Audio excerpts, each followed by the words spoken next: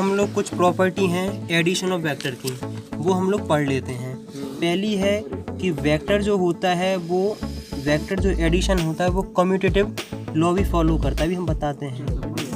हाँ, इस कम्यूटेटिव, तो कम्यूटेटिव जो हम लोग पढ़ाने वाले हैं उसके बारे में हम लोग समझ लो।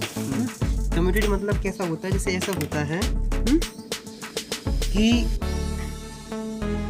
a प्लस बी है तो b प्लस ए भी होता है क्या? नहीं, बराबर, यही कम्यूटेटिव है। अगर 2 प्लस 3 होता है तो 3 प्लस 2 भी होता है। इसमें कोई दिक्कत, कोई समस्या नहीं है। जैसे देखो मल्टीप्लिकेशन 2 इंटू 3 होता है तो 3 इंटू 2 भी होता है, लेकिन 2 minus 3 is not equal to 3 minus 2। 2 divided by 3 not equal to 3 divided by 2। इसका मतलब है कि कम्यूटेटिव लॉ सिर्फ कौन कौन फॉलो करता है? Addition and multiplication. इतनी चीज तुम्हें समझ में आ गई क्या? नहीं, बस इतना तुम्हें समझना था। अब यही सेम टू सेम कहानी हम किस में पढ़ना चाहते हैं? हम लोग पढ़ने चाहते हैं वेक्टर में। वेक्टर में सिंपल सी कहानी है कि हम लोग पैरेललोग्राम लॉ बनाया है। ये वेक्टर रहा, ट्रायंगल का बी, अरे अपनी अपनी मर्जी यार, क्योंकि यहाँ ज़्यादा आसान है।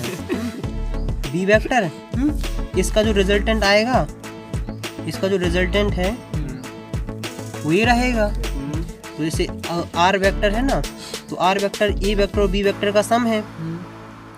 तो हमने कहा इतना सामने से मान लिया है, इतनी कंफर्म हो गई थी। इसका नाम था ओ, पी, एस और क्यू।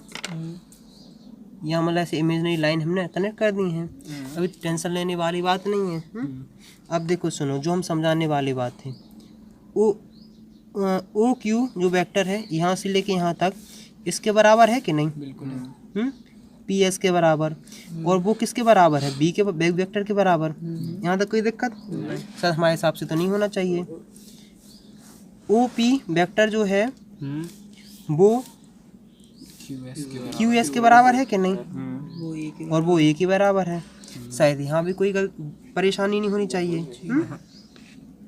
समझ रहा है कि नहीं? अब देखो सुनो, अगर हम ये देखते हैं क्या ओ पी क्या है?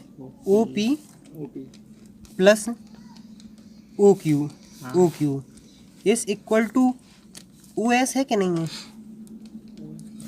ओ एस तुम कहोगे है, क्योंकि देखो ओ पी क्या है? ए वेक्टर है, ओ क्यू है बी वेक्टर है, और ए रिजल्टेंट मतलब आर वेक्टर के बराबर है कि नहीं? इतना तुमने कर लिया कंफर्म। इतना हो गया कंफर्म। अब हम क्या कहें?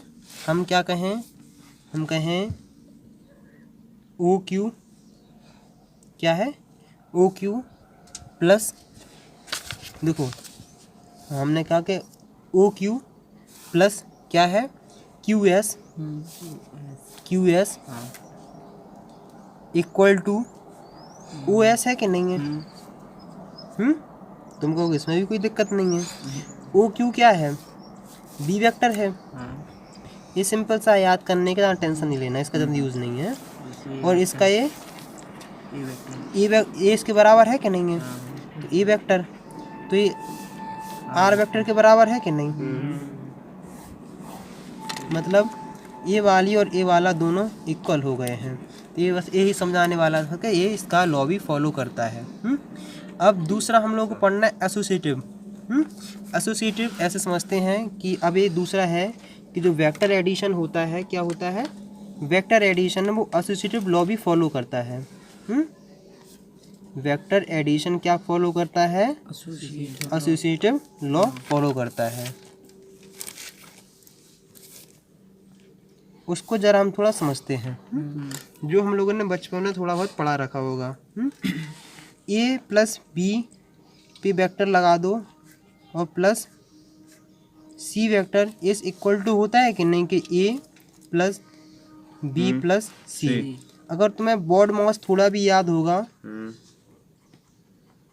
कि सबसे पहले हम लोग ब्रैकेट को सॉल्व करते हैं। जैसे अगर हम ये मान ले हैं कि 2 + 3 वेक्टर प्लस 4 इक्वल टू 2 + 3 + 4 के बराबर होता है कि नहीं?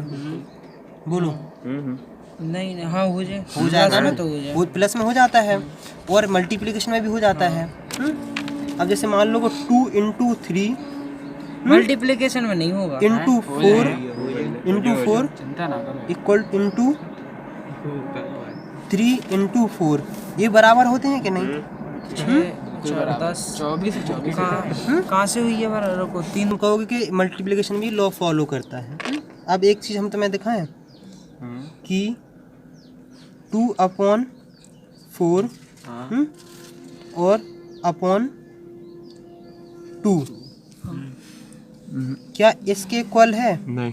2 डिवाइड बाय 4 डिवाइडेड बाय 2। अब तुम इसका जरा सोच के आंसर दो, क्या ये दोनों बराबर हैं? तुम सबसे पहले इस ब्रैकेट को सॉल्व करते हैं तो इसका आंसर क्या आएगा? 2/4 है 1/2 1/2 और फिर डिवाइड बाय 2 तो आंसर कितना आ रहा है? 1/4 और इसका पहले इसका आंसर आ रहा है 2 आ रहा है कि नहीं? एक आया ना और डिवाइडेड बाय 2 तो इसका आंसर कितना आ रहा है? 1। तो क्या 1/4 = 1 होता है? नहीं होता है। इसलिए मतलब ऐसे ही सिंपल से इसका भी लॉ समझने वाला था। तो अब जो हम इसे क्या समझना है? हमें वेक्टर में समझना है। क्योंकि हम वेक्टर में हम लोग इसे कैसे समझ सकते हैं? तो वेक्टर में जो हम लोग ऐसे करेंगे कि मान लो ए वेक्टर है, ए वेक्टर रहा, यहाँ ए बी वेक्टर रहा, यहाँ भी कोई दिक्कत नहीं है।